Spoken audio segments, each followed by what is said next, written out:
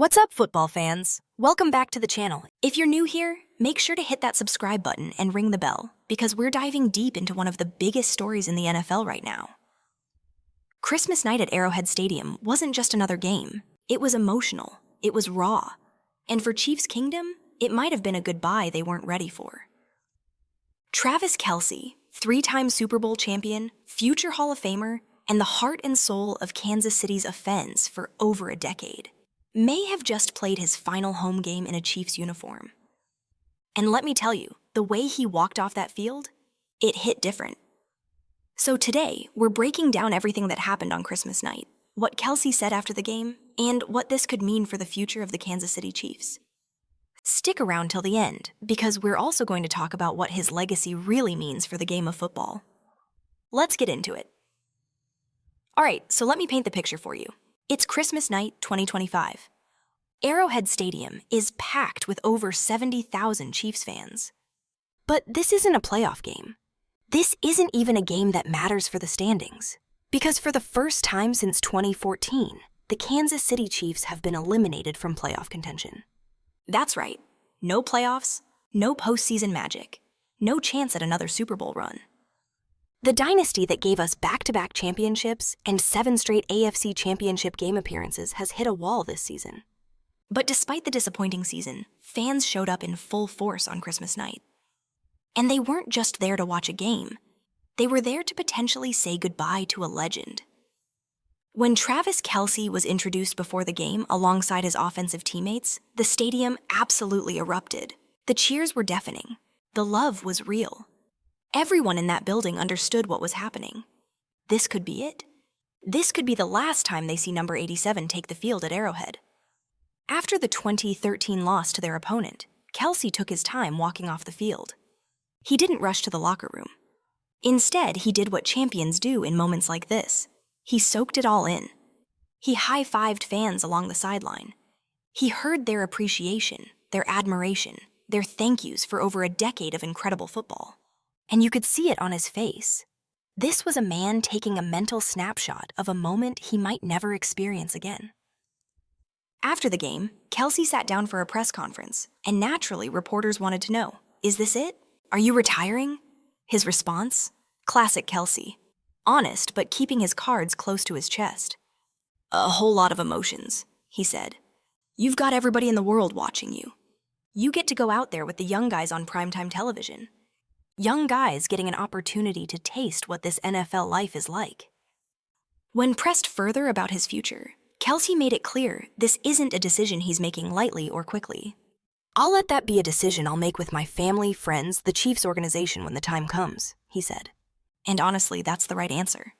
This is a guy who's given everything to this franchise for 13 seasons. He's got 3 Super Bowl rings. He's second all-time in receiving yards by a tight end with 12,990 yards. He's a lock for the Pro Football Hall of Fame in Canton, Ohio. But Kelce also knows that retirement is permanent. Once you walk away, you can't get those moments back. And he's not the type of guy to make that call in the heat of the moment after an emotional game. He's previously said he wants to make his decision before the new league year begins in March, so the Chiefs have time to prepare. Whether that means drafting a replacement, signing someone in free agency, or adjusting their offensive scheme. That's leadership, y'all. Even in what could be his final days, he's thinking about the organization first. Now, let's talk about this season for a minute, because it's been tough to watch if you're a Chiefs fan. Going into 2025, expectations were sky high. Patrick Mahomes was healthy. The defense was solid. And with Kelce back for another year, after contemplating retirement following their Super Bowl loss, it felt like Kansas City was primed for another deep playoff run. But things didn't go according to plan. Injuries piled up, including to Mahomes himself, who suffered a torn ACL that ended his season. By Christmas night, the Chiefs were starting their third-string quarterback, Chris Oladokun. In that game, Kelce finished with 5 catches for 36 yards. Not the type of stat line that defines a Hall of Fame career, but with a third-string quarterback under center, there wasn't much he could do. For the season, if that Christmas game was indeed his last at Arrowhead, Kelce finished with 839 yards and 5 touchdowns on 73 catches in 16 games. Those aren't MVP numbers, but they're solid. especially for a 36-year-old tight end playing on a struggling team.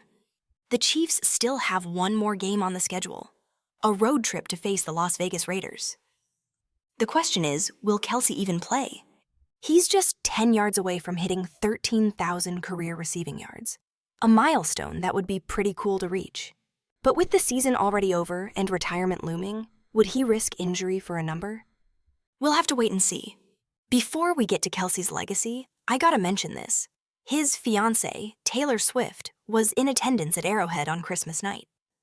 For those of you who've been living under a rock, Kelce and Swift started dating a couple years back, and their relationship has been one of the biggest stories in sports and entertainment. She's been a regular at Chiefs games, and her presence has brought a whole new level of attention to the NFL. On Christmas night, she was there to watch what could be her future husband's final home game. And you know that had to be emotional for both of them. Their relationship has changed Kelce's life off the field, but on the field, he's always been locked in. Even with all the media attention, endorsement deals, and podcast success with his brother Jason, Kelce has remained one of the most consistent and dominant tight ends in NFL history. 645 receptions at home, multiple playoff touchdowns, 3 Super Bowl rings. The connection with Patrick Mahomes that's produced 18 postseason touchdowns, the most by any duo in NFL playoff history. That's the real story. Not the celebrity relationship, not the off-field noise. It's the football excellence that defines Travis Kelce. So let's wrap this up by talking about what Travis Kelce's legacy really is. When you think about the greatest tight ends of all time, you've got Tony Gonzalez, Rob Gronkowski, and Antonio Gates in the conversation. But what Kelce has done in the postseason alone puts him in a category by himself. He's the all-time leader in playoff receptions with 178 catches. He's just the 3rd player ever to lead 3 Super Bowl winning teams in receiving yards, joining Jerry Rice and Michael Irwin, both Hall of Fame wide receivers. Think about that for a second. He's being compared to wide receivers, not tight ends, because his impact has been that dominant. And it's not just the stats, it's the moments. The clutch catches on 3rd down, the touchdowns in critical playoff games, the leadership in the locker room, the way he's mentored younger players and represented the Chiefs organization with class and passion. Kelce himself said it best after the Christmas game. You only get a few of those where you get to stand there and appreciate 60,000, 70,000 Chiefs fans cheering for you. I always embrace that moment. You feel the generations of happiness and the love that they have. It's a beautiful thing, man. That right there is what separates legends from good players. The appreciation, the gratitude, the understanding that this game is bigger than any one person. Whether Kelce plays that final game against the Raiders or not, whether he decides to retire or come back for one more season in 2026, his place in NFL history is already cemented. So there you have it, folks. Christmas night at Arrowhead might have been the last time we see Travis Kelce in a Chiefs uniform at home. And if it was, what a career it's been. Now I want to hear from you. Do you think Kelce should retire, or should he come back for one more shot at glory? Drop your thoughts in the comments below. If you enjoyed this video, smash that like button, subscribe to the channel, and hit the notification bell so you never miss our NFL coverage. Share this with your fellow Chiefs fans, or anyone who appreciates greatness in sports. Thanks for watching, and I'll catch you in the next one.